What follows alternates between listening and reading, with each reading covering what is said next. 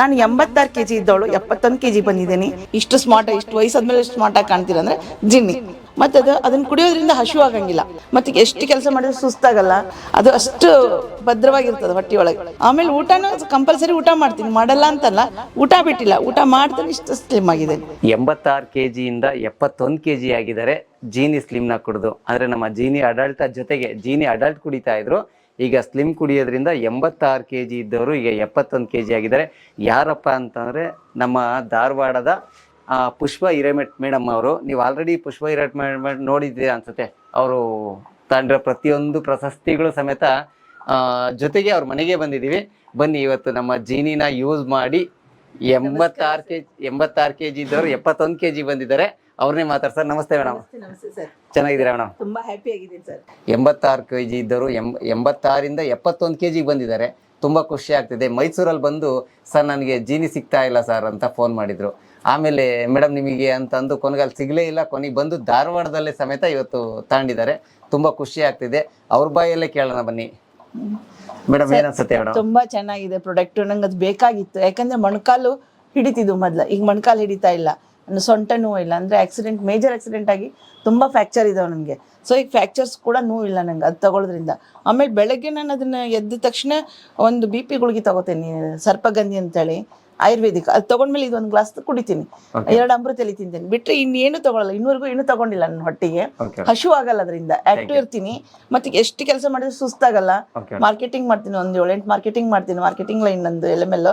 ಆಮೇಲೆ ಸಾಹಿತಿ, ರಂಗಭೂಮಿ ಕಲಾವಿದೆ, ನಾಟಕ, ಸಿನಿಮಾ ಎಲ್ಲ ಮಾಡ್ತೀವಿ, ಆ್ಯಕ್ಟಿಂಗ್ ಎಲ್ಲ ಹೋಗ್ತೀವಿ.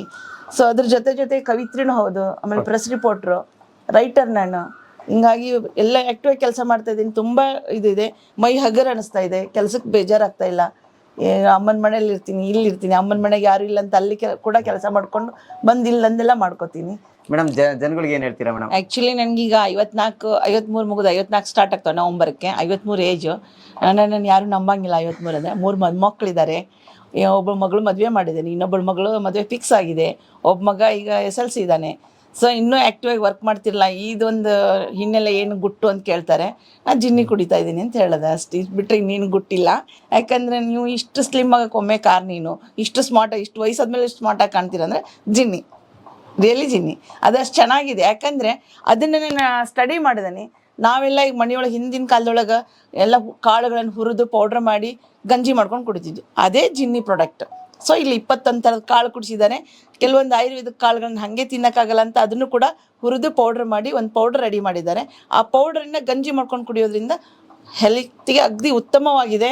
ಮತ್ತು ಅದನ್ನು ಕುಡಿಯೋದ್ರಿಂದ ಹಸಿವು ಆಗಂಗಿಲ್ಲ. ಒಳ್ಳೆಯದು. ನೀವು 11 ಗಂಟೆ 11:30 12 ಗಂಟೆ ತನಕ ನಾಷ್ಟ ಮಾಡಲ್ಲ ಒಂದೊಂದು ಸಲ ನಾನು. ಅದು ಅಷ್ಟು ಭದ್ರವಾಗಿರ್ತದೆ ಹೊಟ್ಟೆಯೊಳಗೆ, ಬೇರೆ ಏನೂ ತಿನ್ನಕ್ಕೆ ಕೊಡೋಂಗಿಲ್ಲ. ಆಮೇಲೆ ಊಟನೂ ಕಂಪಲ್ಸರಿ ಊಟ ಮಾಡ್ತೀನಿ, ಮಾಡಲ್ಲ ಅಂತಲ್ಲ, ಊಟ ಬಿಟ್ಟಿಲ್ಲ, ಊಟ ಮಾಡ್ತಾನೆ ಇಷ್ಟು ಸ್ಲಿಮ್ ಆಗಿದೆ. ಇಷ್ಟು ಮಾತ್ರ ಹೇಳಬಲ್ಲೆ. ಪ್ರಾಡಕ್ಟು ಚೆನ್ನಾಗಿದೆ, ಎಲ್ಲರೂ ತಗೊಳ್ಳಿ, ಜಿನ್ನಿ ಯೂಸ್ ಮಾಡಿ. ಜಿನ್ನಿ ಯೂಸ್ ಮಾಡೋದ್ರಿಂದ ನಿಮ್ಮ ಮೊಣಕಾಲು ಹೋಗ್ತದೆ, ಸೊಂಟ ನೋವು ಹೋಗ್ತದೆ, ತಲೆನೋವು ಹೋಗ್ತದೆ, ಟೆನ್ಷನ್ ಹೋಗ್ತದೆ, ಡೈಜೆಷನ್ ಕರೆಕ್ಟ್ ಇರ್ತದೆ. ಇಷ್ಟು ಮಾತ್ರ ಹೇಳಬಲ್ಲೆ. ಮಲಮೂತ್ರದ ಪ್ರಾಬ್ಲಮ್ ಇರೋಂಗಿಲ್ಲ, ಎಲ್ಲ ಕ್ಲಿಯರಿಟಿ ಇದೆ. ಇಷ್ಟು ಹೇಳಿ ನನ್ನ ಮಾತು ಮುಗಿಸ್ತೀನಿ. ಜೈ ಹಿಂದ್, ಪುಷ್ಪ ಹಿರೇಮಠ್.